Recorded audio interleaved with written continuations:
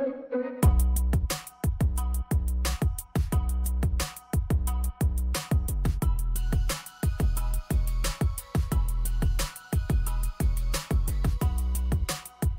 봄 개편을 맞아서 야심차게 준비한 코너였죠. 부산시설공단과 함께하는 터널 교통사고 제로 챌린지.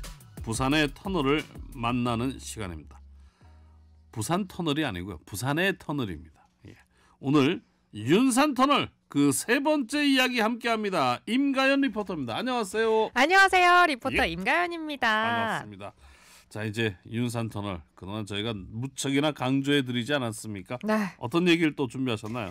오늘은 윤산 터널에 대해서 이야기를 해보는 마지막 시간이네요. 네. 그동안 알아본 내용들 총정리해보고요. 윤산 터널 내 교통사고 발생률을 줄이기 위해서 어떤 노력을 하면 좋을지 알아보도록 하겠습니다. 예.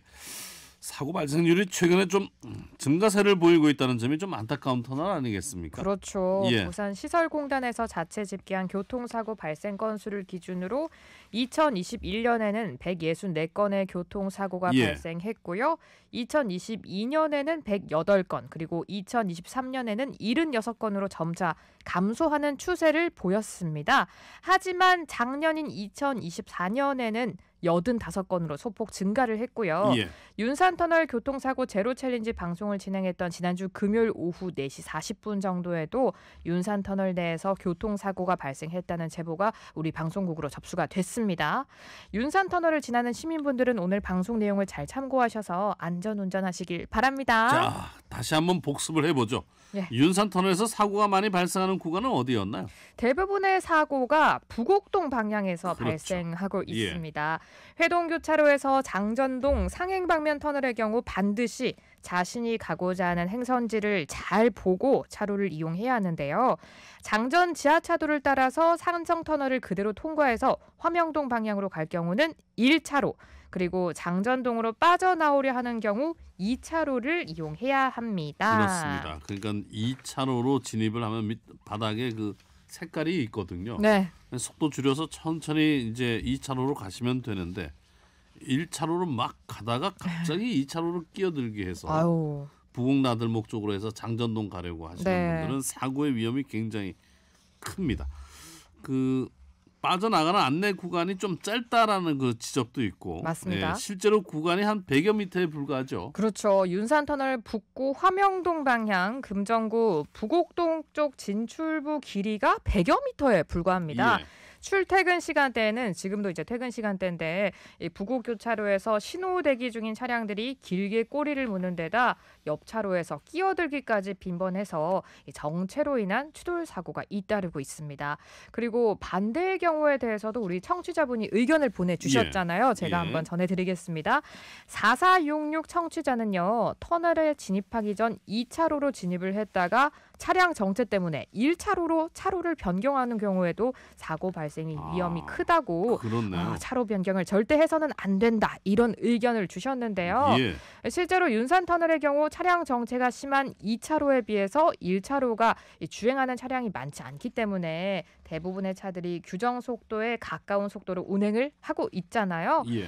2차로에 있던 차가 1차로로 차로 변경을 하면 1차로에서 오던 차가 급정거해야 하는 경우가 생기고 이로 인해서 사고가 발생할 수 있기 때문에 윤산터널에서는 점선으로 된 곳 이외의 구간에서는 차로 변경 절대 해서는 안 되겠습니다. 저는 이 반대인 경우는 생각을 못 해봤는다. 그럴 수도 있네요. 네. 충분히. 예.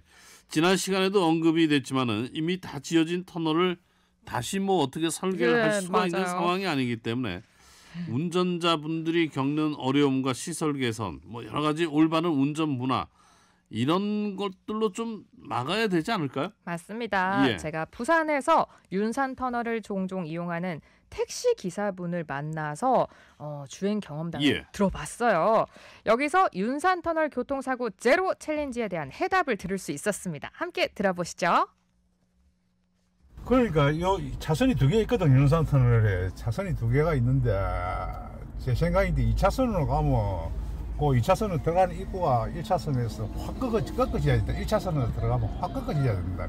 2차선으로 가면 그 길따라 쭉 가면 뭐 윤산터널 이런 데는 내비 찍어가기 때문에 보통 뭐 내비가 다 가르쳐 주는데 1차선으로 가다가 2차선으로 확 들어오려니까 차는 지나다니 자체 이라니까.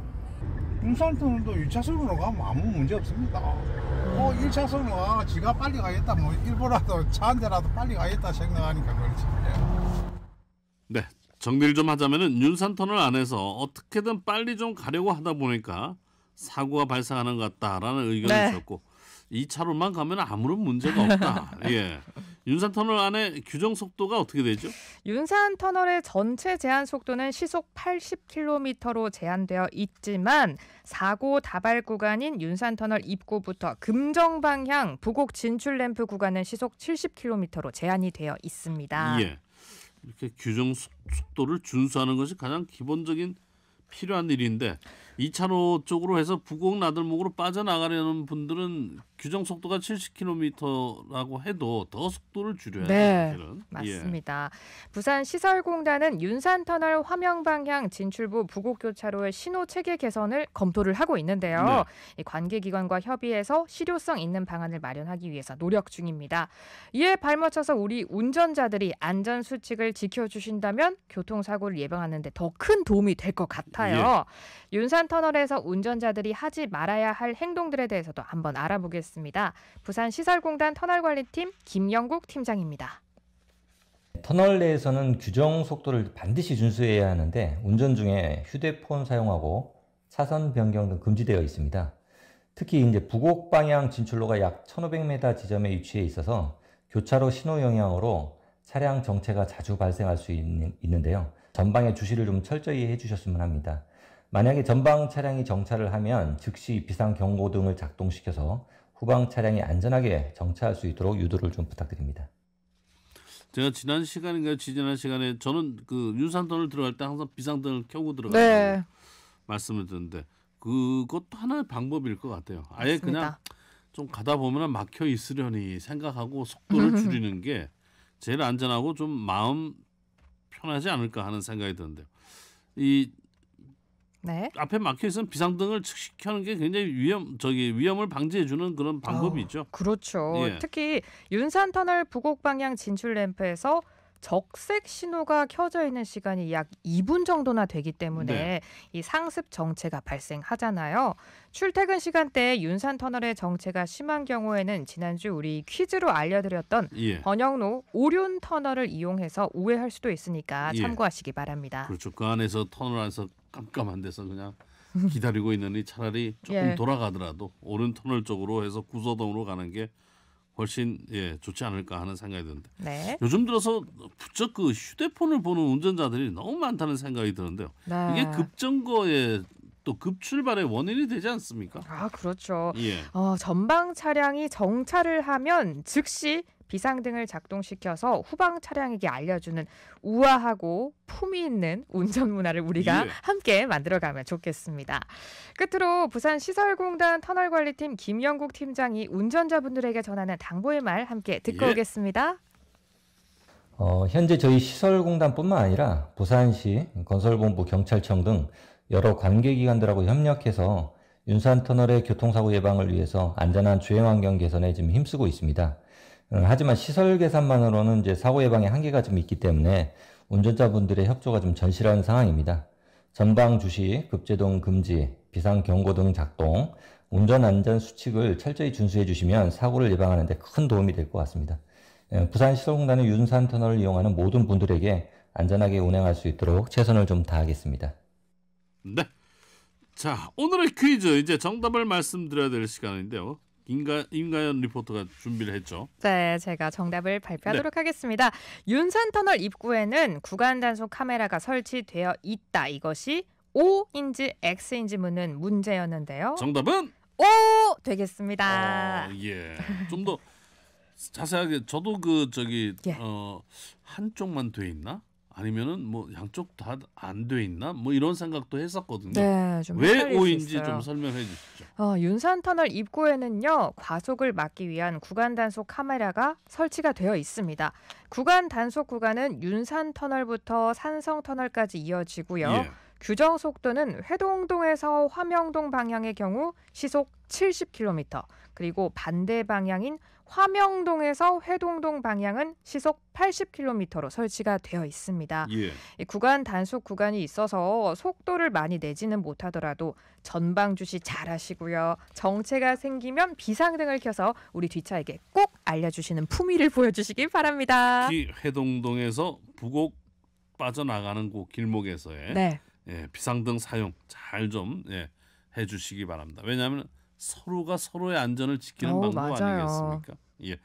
자, 터널 교통사고 제로 챌린지 3주에 걸쳐 윤산 터널 얘기를 했습니다. 다음 주부터는 또 다른 터널로 가나요? 맞습니다. 지금 어느 터널인지 공개를 해도 될까요? 아니면 준비해 숨겨둘까요? 있으면은 뭐 네네, 하셔도 되죠. 황령 예. 터널 편으로 아, 돌아오도록 하겠습니다. 황령 터널도 만만치가 않죠. 네. 예.